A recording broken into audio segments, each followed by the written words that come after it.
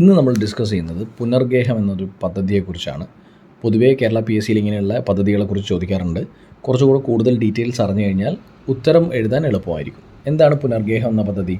വേലിയേറ്റ രേഖയിൽ നിന്ന് 50 മീറ്റർ പരിധിക്കുള്ളിൽ താമസിക്കുന്ന കുടുംബങ്ങളെ സുരക്ഷിത മേഖലയിലേക്ക് മാറ്റി താമസിപ്പിക്കുന്ന തീരമേഖലയിലെ ഏറ്റവും വലിയ പുനരധിവാസ പദ്ധതിയാണ് പുനർഗേഹം. അപ്പോൾ എന്താണ് ഉദ്ദേശിക്കുന്നത്? വേലിയേറ്റ രേഖയിൽ നിന്ന് 50 മീറ്റർ പരിധിക്കുള്ളിൽ താമസിക്കുന്ന കുടുംബങ്ങളെ മാറ്റിപ്പാർപ്പിക്കുക. കാരണം കാലാവസ്ഥയെ വ്യതിയാനം അതുപോലെ തന്നെ ക്ലൈമറ്റ് ചേഞ്ചിൻ്റെ വളരെ ഹാർഷായിട്ടുള്ള കോൺസിക്വൻസസ് നേരിടുന്ന ഒരു സമയമാണ്. അതുകൊണ്ട് തന്നെ അവരെ സേഫ് ആക്കിക്കൊണ്ട് പുനരധിവസിപ്പിക്കാൻ അല്ലെങ്കിൽ മാറ്റിപ്പാർപ്പിക്കാൻ വേണ്ടിയാണ് ഈ പറഞ്ഞ പുനർഗേഹം എന്ന പദ്ധതി.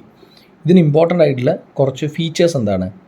കുടുംബത്തിന് 3 സെൻറ്റ് വരെ വാങ്ങാൻ 6 ലക്ഷം രൂപ, വീട് വെക്കാൻ 4 ലക്ഷം രൂപ, ഇങ്ങനെ 2 കോമ്പണൻ്റായിട്ട് ധനസഹായമുണ്ട്. ഭൂമിക്ക് രജിസ്ട്രേഷൻ ഫീസും സ്റ്റാമ്പ് ഡ്യൂട്ടിയും ഒഴിവാക്കുകയും ചെയ്തിട്ടുണ്ട്. അത് ഓർത്ത് വെക്കണം എന്നില്ല, പക്ഷേ എന്താണ് ഈ പുനർഗേഹം എന്നുള്ളത് ഓർത്ത് വെക്കണം. അത് തീരമേഖലയിലെ പുനരധിവാസ പദ്ധതിയാണ് പുനർഗേഹം. അപ്പോൾ ഓർത്ത് വെക്കുക, ഇങ്ങനെയുള്ള ചോദ്യങ്ങൾ ചോദിക്കാറുണ്ട്.